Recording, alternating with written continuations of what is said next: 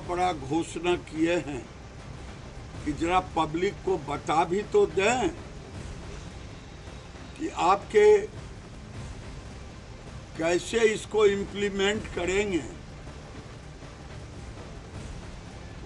एक होता है शंख और ये है डपोर शंख।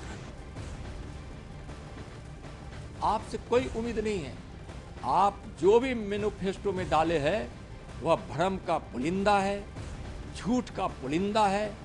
आप पर बिहार का कोई भाई बहन भरोसा नहीं कर रहा है। आपने पहले भी कुछ नहीं किया है, आगे भी कुछ करने वाले नहीं हैं। और देखिए, तेजस्वी प्रण को लेकर जेडीयू ने लालू राज को घेरा और जंगल राज का आरोप कुछ इस तरह से लगा दिया। लिए तो भी लोग बिहार का उन्हीं की पार्टी है। प्राण लिए थे, प्राण दिए नहीं थे।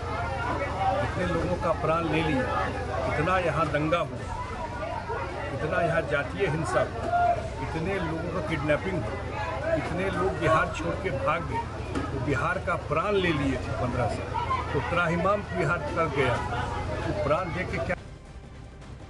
देखिए, महागठबंधन का जो घोषणा पत्र है वो महाझूठ का पुलिंदा है। अभी हिंदुस्तान के अंदर बिहार तो छोड़िए, कोई भी राज्य चाहे जितने बड़े आकार का बजट हो, वह 2.5 करोड़ से अधिक लोगों को सरकारी नौकरी दे नहीं सकता। अगर दे दे तो उनका वेतन नहीं दे सकता।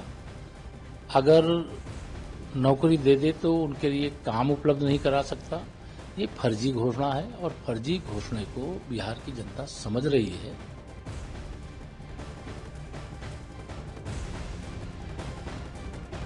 और महागठबंधन के घोषणा पत्र पर प्रशांत किशोर ने कहा है कि ये बिहार के लोगों को मूर्ख बनाने का एक प्रयास है।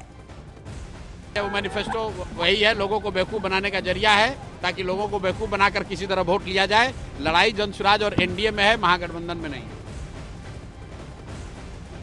अपनी उपलब्धियों के बारे में चर्चा करनी चाहिए, न कि इंडिया गठबंधन के मैनिफेस्टो और इंडिया गठबंधन क्या कर रहा है। इंडिया गठबंधन तो साफ तौर पर कह दिया, डिक्लेयर कर दिया कि तेजस्वी प्रसाद यादव सीएम फेस होंगे। उनका तो आज तक क्लैरिटी नहीं है। निश्चित रूप से गुणात्मक परिवर्तन आएगा बिहार और बिहारियों के जीवन स्तर पर।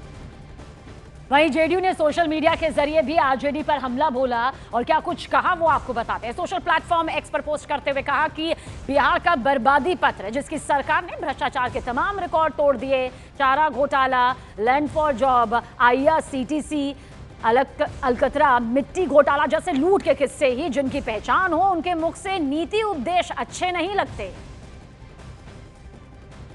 और इस घोषणा पत्र में नौकरी के दावे पर एनडीए ने आरजेडी को जबरदस्त घेर लिया है। तो तेजस्वी यादव ने कहा है कि उनकी उम्र भले ही कच्ची है, लेकिन उनकी जुबान पक्की है।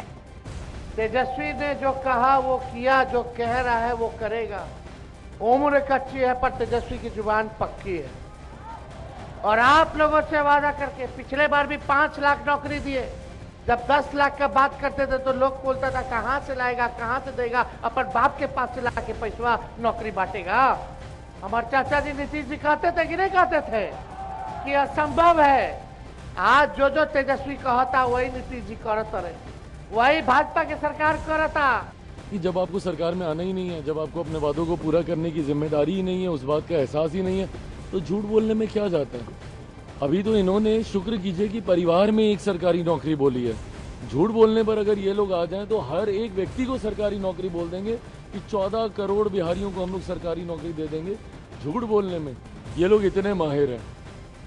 तो देखिए, बार पलटवार जारी है, लेकिन इस बीच बिहार के मधेपुरा में तेज प्रताप यादव खुलकर तेजस्वी यादव और आरजेडी पर हमला करते हुए नजर आए। तेज प्रताप यादव ने कहा कि बिहार की राजनीति में कई बहरूपिये घूम रही हैं, जिनसे जनता सावधान रहे। जनशक्ति जनता दल ही लालू जी की असली पार्टी है, ये भी तेज प्रताप के जरिए कहा गया। शक्ति जनता दल ओरिजिनल लालू जी का यही पार्टी है, शक्ति जनता दल। इसलिए बहरूपिया के चक्कर में नहीं, अपनी बहरूपिया को देखिएगा तो फिर वही हाल हो जाएगा, कुछ नहीं करेगा काम, केवल और केवल सुस्ती मारा। अरे हम मंत्री हम जानते हैं कि कौन कौन क्या क्या काम किया है।